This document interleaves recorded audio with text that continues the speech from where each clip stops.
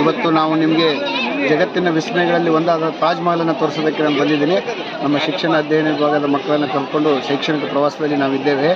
ಈ ಹಿಂದೆ ನೋಡ್ತಾ ಇರುವಂಥ ಈ ತಾಜ್ ಮಹಲ್ ಶಹಜಹಾನನು ತನ್ನ ಮಡದಿಯ ನೆನಪಿಗೆ ಕಟ್ಟಿಸಿದಂಥ ಭವ್ಯವಾದ ಸ್ಮಾರಕ. ವಿಶ್ವ ಪಾರಂಪರಿಕ ತಾಣಗಳಲ್ಲಿ ಇದು ಒಂದಾಗಿದೆ. ನೀವು ನೋಡ್ತಾ ಇರ್ಬೋದು, ಇಲ್ಲಿ ಜನಜಂಗುಳಿ ಲಕ್ಷಾಂತರ ಜನ ಈ ತಾಜ್ ಮಹಲನ್ನು ವೀಕ್ಷಿಸೋದಕ್ಕೆ ಬಂದಿದ್ದಾರೆ. ಅದರ ಅಂದ ನೋಡಿದ್ರೇ ಕಣ್ಣು ತುಂಬಿ ಹೋಗುವಂಥ ಸೌಂದರ್ಯ ಇದೆ. ಅದು ಯಮುನಾ ನದಿಯ ದಂಡೆಯಲ್ಲಿ ನಿರ್ಮಿತವಾದಂತಹ ತಾಜ್ ಮಹಲ್. ಅದಕ್ಕಿರುವಂತಹ ಒಂದು ಪ್ರೇಮ ಕಥೆ ಅಂತ ಕರಿತೀವಿ. ಅದನ್ನು ಮಕ್ಕಳಿಂದ ಹಿಡಿದು ವೃದ್ಧರವರೆಗೆ ಎಲ್ಲರೂ ಕೂಡ ನೋಡಿ ವಿಸ್ಮಯವಾಗಿ ಸಂಭ್ರಮಿಸ್ತಾರೆ. ಜೊತೆಗೆ ಮೊಘಲ್ ಸಾಮ್ರಾಜ್ಯದ ಇತಿಹಾಸದಲ್ಲಿ ಶಹಜಹಾನನ ಆಡಳಿತಕ್ಕೆ ಒಂದು ದೊಡ್ಡ ಪರಂಪರೆ ಇದೆ.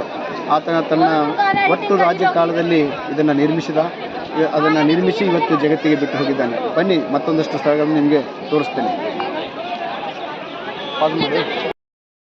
ಆತ್ಮೀಯರೇ, ಈ ತಾಜ್ ಮಹಲಿನ ಚಿತ್ರಣಗಳನ್ನು ನೋಡಿದರೆ ಇದನ್ನು ಭವ್ಯ ಸ್ಮಾರಕವನ್ನು ನಿರ್ಮಿಸಿದ ಶಹಜಹಾನ್ ತನ್ನ ಕೊನೆಯ ಕಾಲದಲ್ಲಿ ತುಂಬ ಕಷ್ಟಗಳನ್ನು ಎದುರಿಸಬೇಕಾಯಿತು.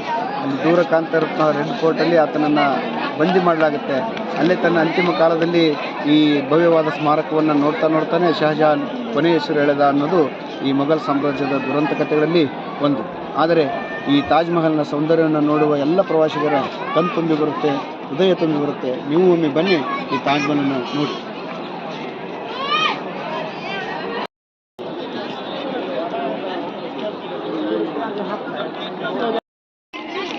ಈ ಮಾನ್ಯುಮೆಂಟನ್ನು ನೀವು ನೋಡಿದ್ರೆ ಗೊತ್ತಾಗುತ್ತೆ. ಜೀವಮಾನದಲ್ಲಿ ಒಂದು ಸರಿ ಆದರೂ ಈ ಮಾನ್ಯುಮೆಂಟನ್ನು ನೋಡಬೇಕು. ಜಗತ್ತಿನ ವಿಸ್ಮಯಗಳಲ್ಲೇ ಒಂದಾಗಿರುವ ತಾಜ್ ಮಹಲ್ ನಿಮ್ಮ ಮಕ್ಕಳಿಗೆ ಕರೆದು ತೋರಿಸಿ. ಭಾರತದ ವಾಸ್ತುಶಿಲ್ಪದ ಗತವೈಭವ ತಿಳಿಬೇಕಾದ್ರೆ ಪ್ರತಿಯೊಬ್ಬರು ಆಗ್ರಾ ತಾಜ್ ಮಹಲ್ಗೆ ಬರಬೇಕು. ಈಗಾಗಲೇ ನಾವು ಪ್ರಶಿಕ್ಷಣಾರ್ಥಿಗಳನ್ನು ಕರ್ಕೊಂಡು ಬಂದು ಇಲ್ಲಿ ತೋರಿಸಿದ್ದೀವಿ. ಹಾಗೆ ಭಾರತದ ಆಗ್ರಾ ತಾಜ್ ಮಹಲ್ ಜೊತೆಗೆ ಇನ್ನೂ ಹಲವಾರು ಪ್ರದೇಶಗಳು ಇವೆ.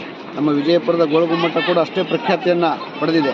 ಆದ್ದರಿಂದ ಉತ್ತರ ಭಾರತ ಮತ್ತು ದಕ್ಷಿಣ ಭಾರತದಾದ್ಯಂತ ಪ್ರವಾಸವನ್ನು ಮಾಡಿ ಭಾರತದ ಪ್ರವಾಸದ ವೈಭವವನ್ನು ನೀವು ಜನರಿಗೆಲ್ಲ ತಿಳಿಸಬೇಕಾಗಿದೆ. ಮತ್ತೊಂದು ಸರಿ ಎಲ್ಲ ಇದನ್ನು ನೋಡೋಣ. ಮತ್ತೆ ಮುಂದಿನ ಸ್ಥಳದಲ್ಲಿ ಭೇಟಿಯಾಗುತ್ತೇನೆ. ನಮಸ್ಕಾರ.